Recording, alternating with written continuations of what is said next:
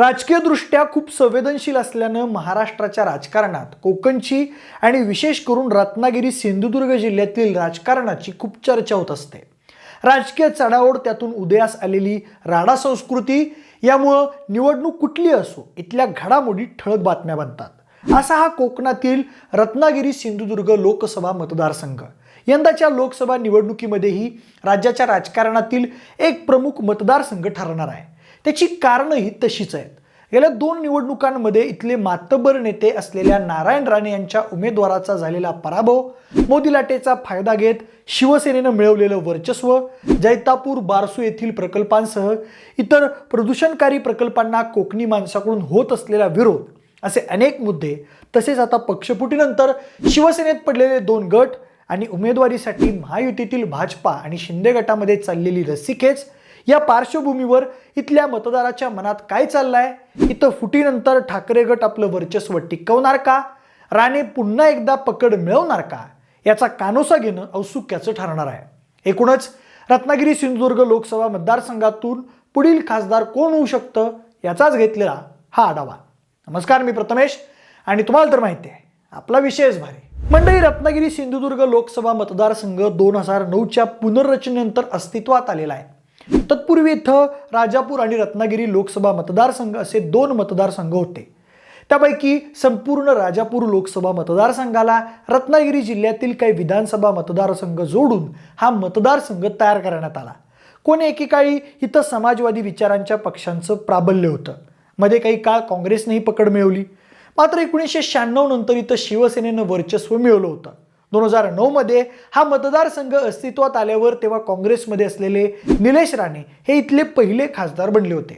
मात्र त्या निवडणुकीतही तेव्हा इथं काहीशी कमकुवत झालेल्या शिवसेनेनं सुरेश प्रभूंच्या माध्यमातून कडवी टक्कर दिली होती। त्यामुळे अवघ्या 47,000 मतांनी निलेश राणेंचा विजय झाला होता। पुढे 2014 मध्ये आलेल्या मोदी लाटेत देशातील अनेक ठिकाणची राजकीय समीकरणं बदलली।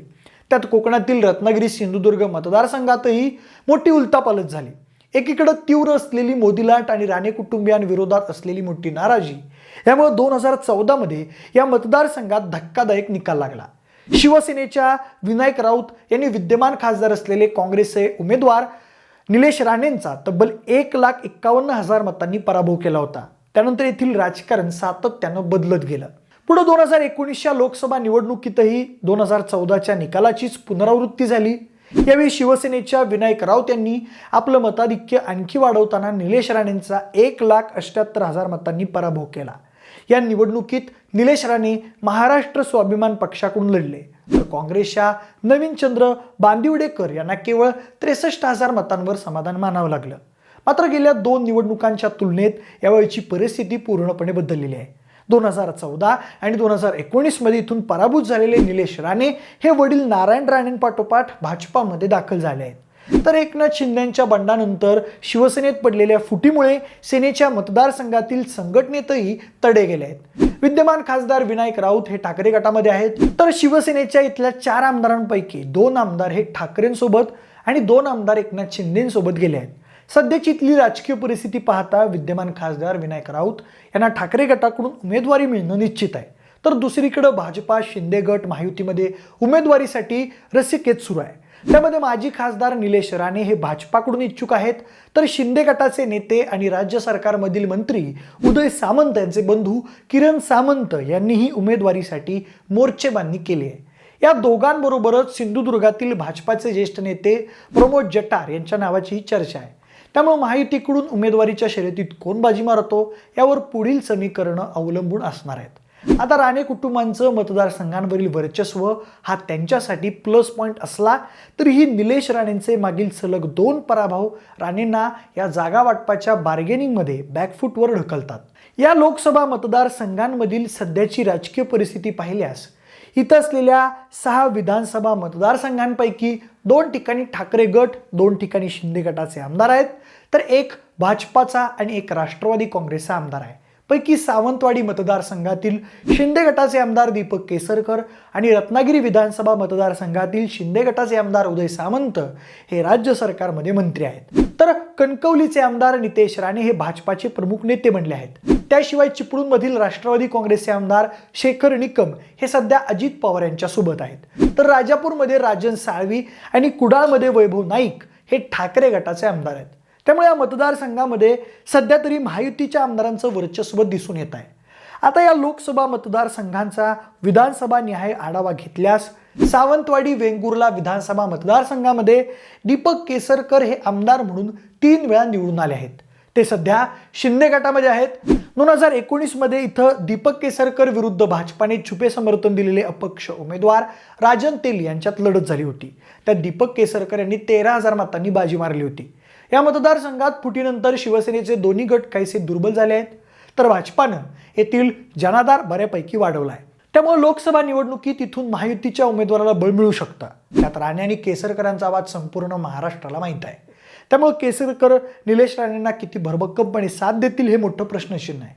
या उलट विनायक राऊत केसरकरांशी मागच्या दरानं मदत मिळवण्याच्या तयारीत नक्कीच असतील. रत्नागिरी सिंधुदुर्ग लोकसभा मतदारसंघातील दुसरा विधानसभा मतदारसंघ आहे तो म्हणजे कुडाळ मालवण. या मतदारसंघात वैभव नाईक हे विद्यमान आमदार आहेत, तर ते सध्या ठाकरे गटात आहेत. वैभव नाईक यांनी 2014च्या निवडणुकीत नारायण राणे यांच्यावर 10,000 मतांनी सनसनाटी विजय मिळवला होता. तर 2019 मध्ये वैभव नाईक यांनी अपक्ष रणजित देसाई यांचा 15,000 मतांनी पराभव केला होता. शिवसेनेतील फुटीचा या मतदारसंघावर फार मोठा प्रभाव पडलेला नाही. ठाकरेंशी निष्ठावंत राहिलेला नेता म्हणून विनायक राऊतांमागे वैभव नाईक ताकद उभी करू शकतील.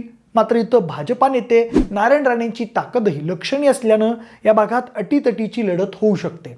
या लोकसभा मतदारसंघातील तिसरा विधानसभा मतदारसंघ आहे तो म्हणजे कणकवली. इथं भाजपाचे नेते नितेश राणे हे विद्यमान आमदार आहेत. 2019च्या विधानसभा निवडणुकीत भाजप आणि शिवसेनेमध्ये वादाची ठिणगी याच मतदारसंघात पडली होती. त्या निवडणुकीत नितेश राणे यांनी शिवसेनेच्या सतीश सावंत यांचा जवळपास 28,000 मतांनी पराभव केला होता.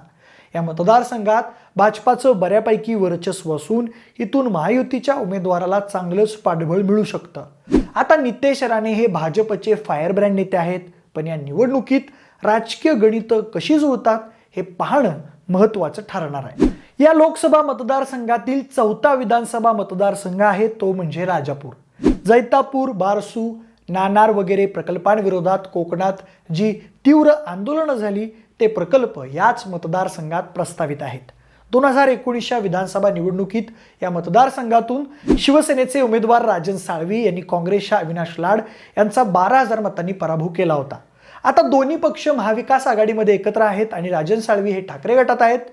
प्रदूषणकारी प्रकल्पाविरोधी आंदोलनांचाही प्रभाव इथं पडण्याची शक्यता आहे. या आंदोलकांची सरकारविरोधी नस पकडली तर मग या मतदारसंघातून महाविकास आघाडीचं पारडं बरंच जड आहे. पर्यायानं राजापुरात विनायक राऊत निलेश राणेंना लीड देऊ शकतात. रत्नागिरी सिंधुदुर्ग लोकसभा मतदारसंघातील 5वा विधानसभा मतदारसंघ आहे तो म्हणजे रत्नागिरी. शिंदे गटाचे नेते आणि राज्य सरकारमधील मंत्री उदय सामंत हे येथील विद्यमान आमदार आहेत. उदय सामंत हे इथून सातत्यानं निवडून येत आहेत. 2019 मध्ये त्यांनी प्रतिस्पर्धी राष्ट्रवादीचे उमेदवार सुदेश मयेकर यांचा तब्बल 87,000 मतांनी पराभव केला होता. आता शिवसेनेतील फुटीनंतर सामंत यांच्यासमोर आव्हान उभं राहण्याची शक्यता आहे.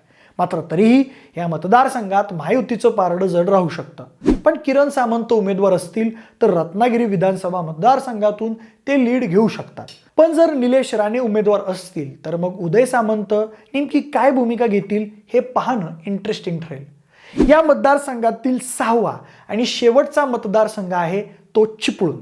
2019 मध्ये लागलेल्या धक्कादायक निकालामध्ये राष्ट्रवादीच्या शेखर निकम यांनी इथं शिवसेनेच्या सदानंद चव्हाण यांचा तब्बल 29,924 मतांनी पराभव केला होता.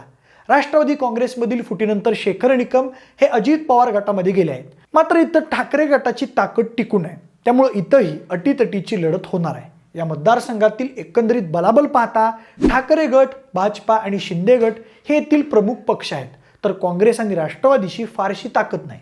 त्यामुळे महायुती आणि महाआघाडीनं एकास एक उमेदवार देऊन निवडणूक लढवली तरी इथं आपलं वर्चस्व टिकवणं ठाकरे गटाला काहीसं अवघड जाऊ शकतं। मात्र ठाकरेंना मानणारा मतदार या मतदारसंघात लक्षणीय असल्यानं तसंच भाजप विरुद्ध शिंदे गटातील दुही भेदण्यास जर ठाकरे गट यशस्वी ठरली तर मग काही वेगळी समीकरणं आपल्याला बघायला मिळतील।